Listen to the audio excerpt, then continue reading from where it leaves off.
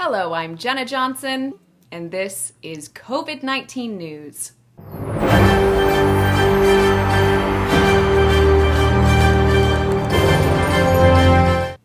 According to the World Health Organization, the U.S. now has over 5.3 million cases of COVID-19 and over 168,000 deaths attributed to the virus. In election news, congratulations to Kamala Harris on being the first black woman to be nominated for vice president on a major party's ticket, and for being the only black woman who has time for that. Ain't nobody got time for that.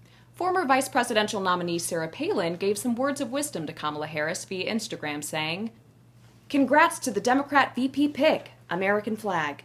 Climb upon Geraldine Ferraro's and my shoulders, and from the most amazing view in your life, consider lessons we learned."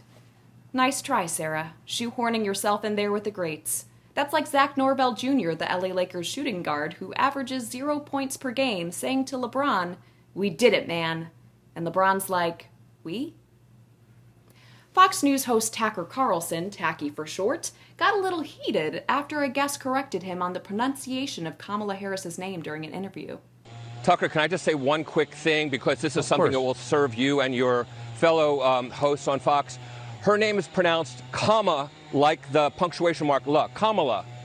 Okay? Seriously, I've heard every sort of bastardization so of what? that. That's how it is, Kamala. Okay. Well, but I think it's out of respect for somebody who's going to be on the national ticket. Pronouncing her name right is actually not, it's kind of a So bare I'm minimum. disrespecting her by mispronouncing her name unintentionally. So it begins. You're not allowed to criticize Kamala Harris or Kamala Harris or whatever Kamala. because it's Kamala Harris. It's not whatever.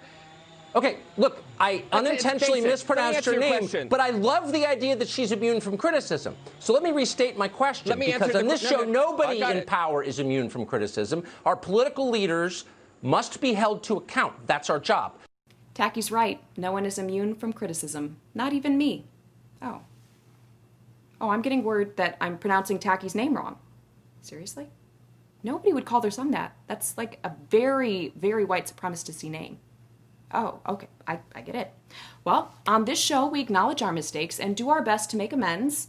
So for the viewing public, Tacky's name is pronounced Tucker Carlson, Tucky for short. We here at COVID-19 News would like to sincerely apologize for pronouncing your name wrong. We're sorry, Tucky. In other news, Congresswoman Alexandria Ocasio-Cortez has been given only 1 minute to speak at the Democratic National Convention. And you can bet she'll give that 1 minute everything she's got.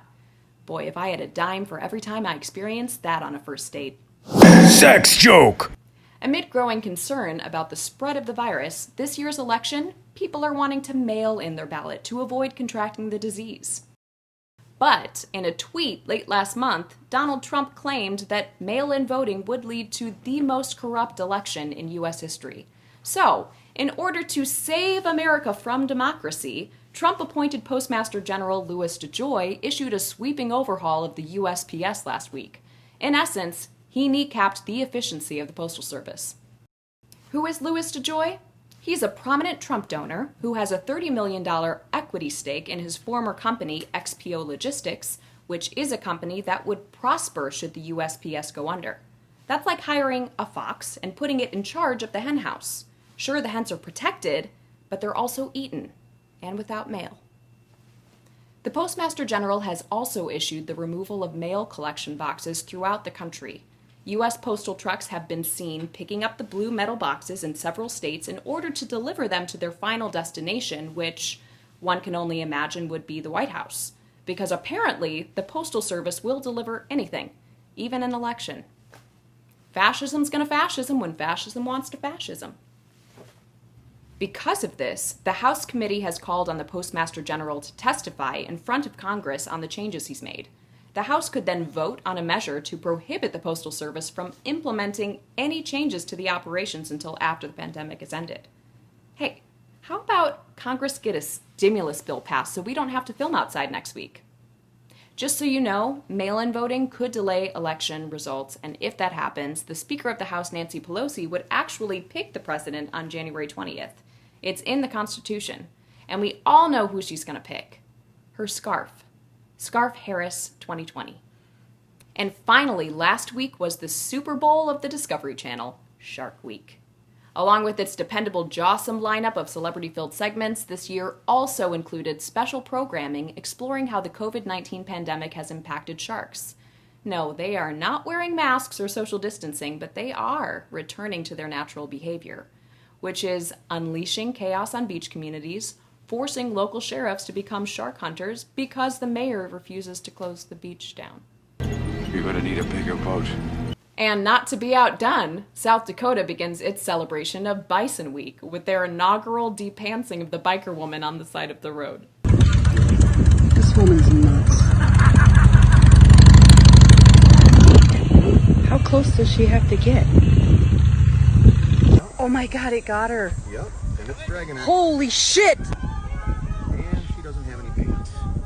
She has no pants on? No, not anymore. Oh my You're god. on this fucking horn. She got too close. Yep. Don't worry, she's okay. But if you see this bison, his name is Harold. He likes to accessorize, and there's no way he is done with this outfit. Stay away from him because... Ain't nobody got time for that. I'm Jenna Johnson, and this is COVID-19 News. Thanks for watching.